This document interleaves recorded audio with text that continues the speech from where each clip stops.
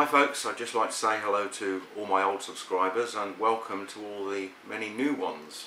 I try to keep up with current gay news, issues and stories, but one of the things that constantly bugs me is when I'm reading blogs and articles online, I find so many silly comments accusing us of hijacking the word gay. When did this happen? Did we sneak up on it while it wasn't looking? Or suddenly turn up with guns and threats and whisk the poor defenceless word away? Here's a few examples. Hijacked by homosexuals. Gay is a perfectly lovely word. It irks me that I can no longer use it without conjuring up images of men performing sex acts on each other. I do not know who is responsible for the hijacking of this word. The term, actually meaning very happy, has been hijacked by a group of persons whom it does not apply to. When and why was the word gay hijacked by homosexuals? Homosexuals have hijacked the word gay. Now there's a generation who think it only applies to homosexuals. There's nothing gay, happy about them. It's sad that a once decent word, gay, has been hijacked by the sodomite gang. I don't know if it's my weird mind, but when I read that, this tune came to mind. We represent the sodomite gang, the sodomite gang, the sodomite gang, and in the name of the sodomite gang, we wish to welcome you to the real world. Back to reality, and from this wonderful right-wing Christian columnist, look how successfully they have hijacked the word gay to replace the more repugnant sounding homosexual. But some folk resent the hijacking of the word gay. It used to mean light of heart, happy, content. The new meaning is in poor taste. The word homosexual was coined by Victorian scientists to describe same-sex attraction, and they regarded it as a mental disorder or an ailment. Due to this stigma, the homosexual community began to use the word gay instead. The transition of gay from meaning happy to referring to homosexual happened probably from 1920 onwards.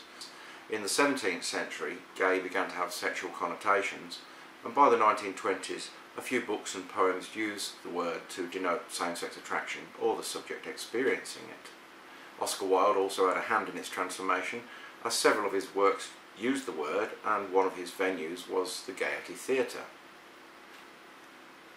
Over time, it started to be used by homosexuals in the Western world as a way to identify each other.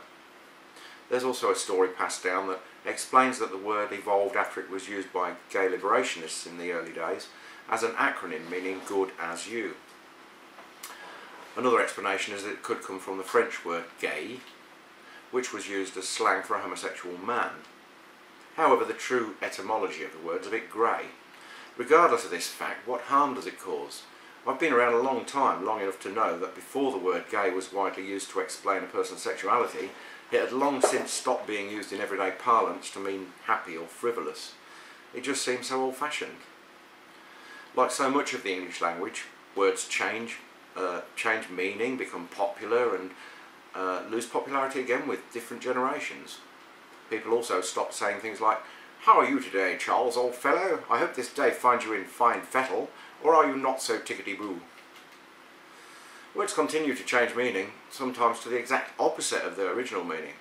For example, awful originally meant inspiring wonder. It's a mixture of the words awe and full. Today it always means something negative. Similarly, the word awesome meant something that filled you with awe and took your breath away. If you saw a meteor falling to Earth, that would be awesome. But today it's been dumbed down to the point where people describe something as mundane as a hamburger as being awesome. The word guy originally came from Guy Fawkes, who plotted to blow up the English Houses of Parliament in 1605. It was then used to describe his effigy, which has been burned on bonfires ever since.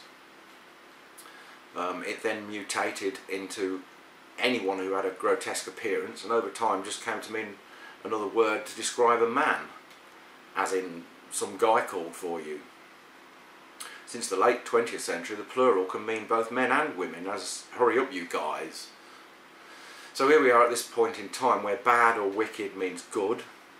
A person could be described as cool and hot at the same time, and that has nothing to do with their body temperature. And if they're also described as tight, it no longer means that they have short arms and long pockets, if you catch my drift. The slurs don't stop at our hijack of the word gay.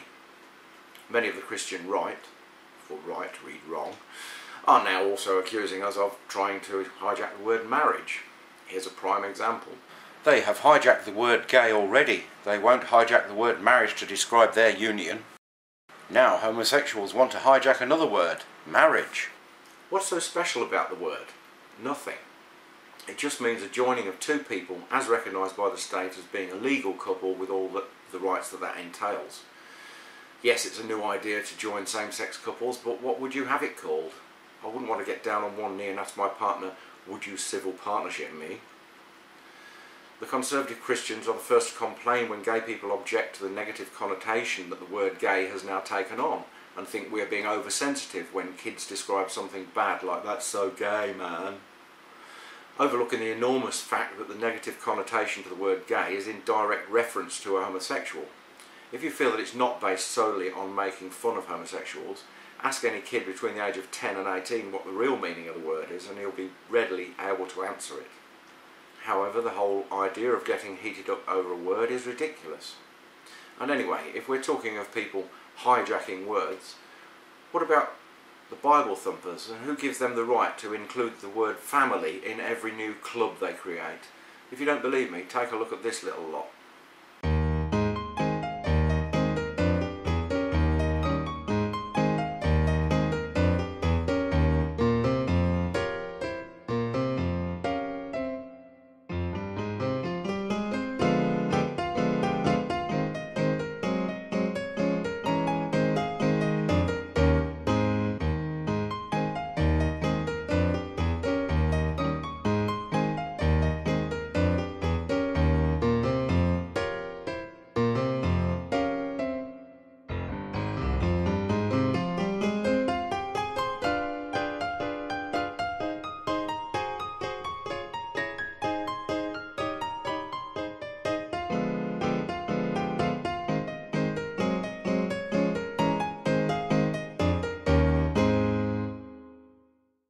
Why do right-wing conservative groups hijack the name family in their names? Gay and lesbian people are products of families too. Where do they suppose gay people came from? Did we all ride into town together on rainbow-coloured horses? Did we jog along the yellow brick road with Dorothy into the waiting arms of Elton John?